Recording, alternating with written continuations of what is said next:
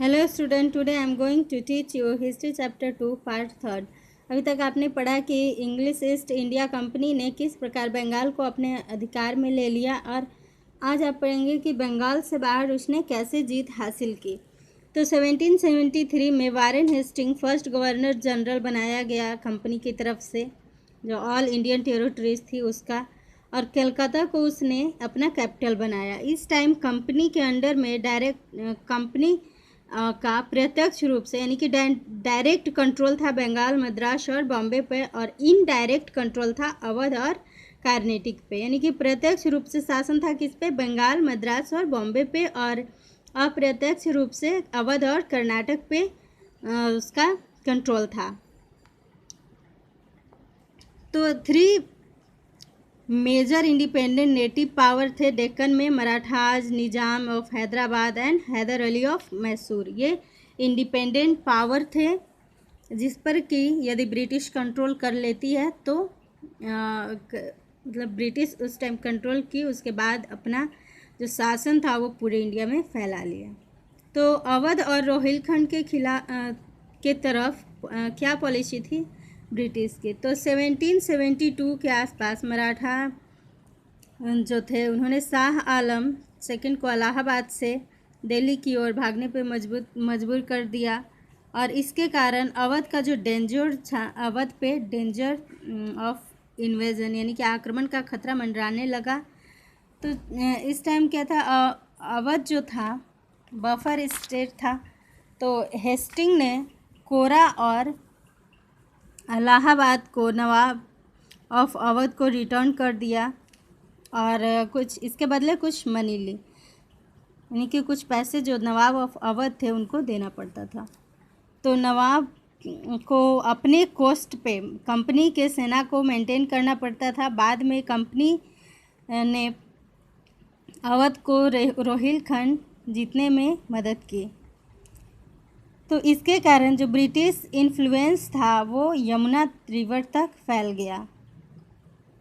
Next है मैसूर वार, यानी मैसूर को कैसे उसने अपने कंट्रोल में लिया। तो जो टेरिटोरियल एक्सपेंशन था मैसूर का, यानी मैसूर के जो शासक थे तो उन्होंने अपना क्षेत्र का विस्तार करना स्टार्ट कर दिया था, आरम्भ कर दिया था। अपने क्षेत्र का एक्सपेंशन करते जा रहे थे, विस्तृत करते जा रहे थे, बढ़ाते जा रहे थे, जीत करके आसपास के क्षेत्रों को जीत करके। तो इसके कारण कंपनी, मराठाज और निजाम ऑफ हैदराबाद जो थे ये चौकन्ने हो गए, और कंपनी जो थी वो माही की फ्रेंच पोर्ट पे कंट्रोल करना चाह रही थी, जो कि यूरोपियन ट्रेड के मैसूर का जो यूरोपियन ट्रेड के साथ जो रिश्ता था, मतलब मैसूर जो थे उसका European trade French port of Mahe से ही होता था। तो उस पर कंट्रोल करना चाह रहे थे ब्रिटिश जो थे, यानी कि कंपनी। इस ब्रिटिश ईस्ट इंडिया कंपनी जो थी उसको इंग्लिश ईस्ट इंडिया कंपनी बोला जाता है। तो 1767 और 1799 के बीच कंपनी ने 4 वार लड़े, और इनको मैसूर वार कहा जाता है, क्योंकि ये मैसूर के राजा के साथ, मैसूर के शासक के साथ ये युद्ध हुआ था। तो फर्स्ट 3 मैसूर वार के बारे में पढ़ेंगे। तो क्या है, हैदर अली जो था पहला मैसूर वार, यानी कि फर्स्ट मैसूर वार कब होता है? 1767 से 1769 तक होता है, और इसमें हैदर अली वॉन करता है, यानी जीत जाता है।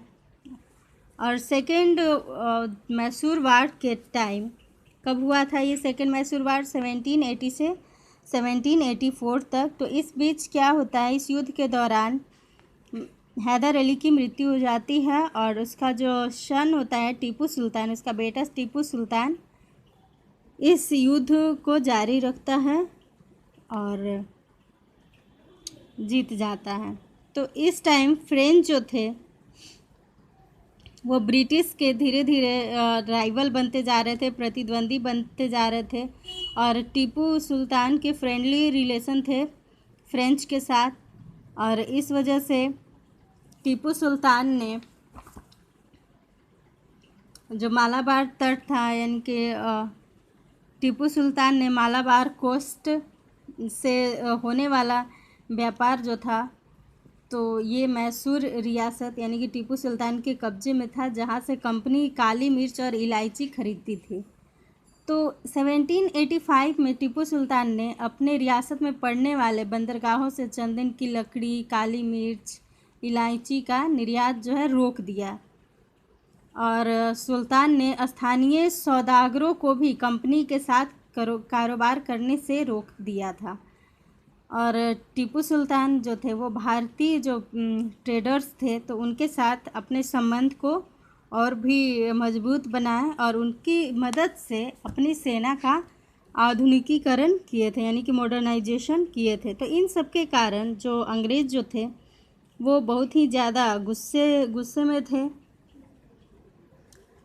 और उनकी नज़र में टीपू सुल्तान बहुत ही खतरनाक, घमंडी और महत्वाकांक्षी व्यक्ति दिखाई देता था। तो इस वजह से ब्रिटिश निज़ाम और मराठास जो है एक अलायंस में एक गठबंधन बनाते हैं और टीपू को हरा देते हैं। इस थर्ड मैसूर वार में टीपू को हरा देते हैं, और उसके बाद टीपू के एक बहुत ही बड़े पार्ट को वो जीत लेते हैं। टीपू का जो बहुत बड़े क्षेत्र को वो जीत लेते हैं और अपने आपस में वो बांट लेते हैं। कौन कौन? तो ब्रिटिश, निज़ाम और मराठा तीनों आपस में बांट लेते हैं। और टीपू को अब यहाँ पे चूँकि टीपू हार गया था इस युद्ध में, तो उसको ह्यूज फाइन जो है वो पे करना पड़ा था, और अपने 2 सन को भी ब्रिटिश कैंप में देना पड़ा था, यानी कि अंग्रेज़ों को देना पड़ा था। तो 1798 में गवर्नर जनरल लॉर्ड वेलेस्ली जो था उसने एक सिस्टम ऑफ सब्सिडरी अलायंस से इंट्रोड्यूस करवाया, और इसके कारण जो ब्रिटिश सुपरमेसी जो थी इंडिया में उसको स्थापित किया, और जो फ्रेंच के जो प्रभाव थे उसको ख़त्म किया। तो निज़ाम फर्स्ट रूलर था जिसने इस गठबंधन को स्वीकार किया था। तो ऑल जो नॉन इंग्लिश ट्रेडर्स थे, जो फॉरेनर्स थे, तो इस स्टेट के जो थे, मतलब कि ये जो अलायंस था, तो इस अलायंस का क्या रूल था, मतलब कि क्या जो भी इस सब्सिडरी अलायंस को जो रूलर जो था एक्सेप्ट करता था तो उसको क्या करना पड़ता था। तो सबसे पहले तो उसको ब्रिटिश ट्रूप्स को मेंटेन करना पड़ता था, यानी कि जो ब्रिटिश सेनाएं थीं तो उनको अपनी कीमत पे उनका खर्चा उठाना पड़ता था, और जो नॉन इंग्लिश फॉरेनर्स थे, यानी कि जो अंग्रेज़ नहीं थे, उनको अपने स्टेट से भगाना पड़ता था, बाहर का रास्ता दिखाना पड़ता था, और ब्रिटिश को ही सिर्फ अपने क्षेत्र में मतलब व्यापार करने के लिए अलाउ करना पड़ता था उनको, और जो अपने कोर्ट में ब्रिटिश रेसिडेंट को भी एक्सेप्ट करना पड़ता था।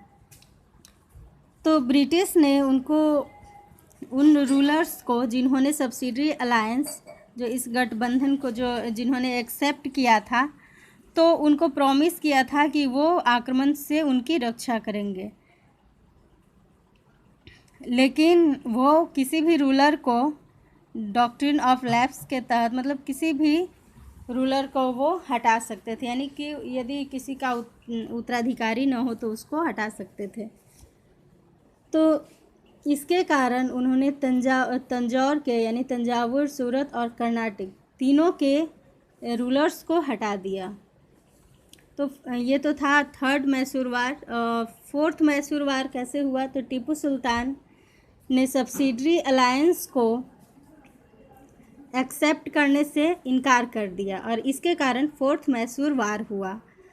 तो निज़ाम जो था उसने निज़ाम टीपू के अगेंस्ट ब्रिटिश के साथ हो जाता है, और टीपू जो है 1799 में युद्ध करते हुए, बहादुरी के साथ लड़ते हुए और अपनी कैपिटल श्रीरंगपत्तनम की रक्षा करते हुए वो मारा जाता है।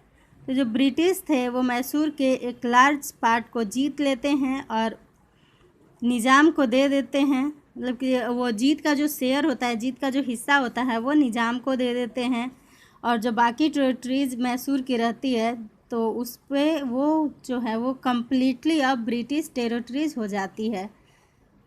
तो वो वोडियार फैमिली को दे दिया जाता है, जो कि हैदर अली से पहले शासन कर रहा होता है वहाँ का। तो ये जो न्यू रूलर हैं वो सब्सिडरी अलायंस को एक्सेप्ट कर लेते हैं और टीपू की फैमिली को एग्जाइल कर दिया जाता है, वेल्लोर की ओर भेज दिया जाता है। तो टीपू सुल्तान जो था एक बहुत ही बहादुर शासक थे। टीपू सुल्तान, इनका निक नेम टाइगर था। टाइगर क्यों कहा जाता था? क्योंकि इनके बारे में एक स्टोरी है कि वो एक बार अपने फ्रांसीसी दोस्त के साथ जंगल में शिकार खेलने गए। वहाँ एक शेर उनके सामने आ गया और उनकी बंदूक जो थी वो मौके पर साथ भी नहीं दी, बंदूक ने मौके पर साथ भी नहीं दिया और कटार भी ज़मीन पर गिर गई।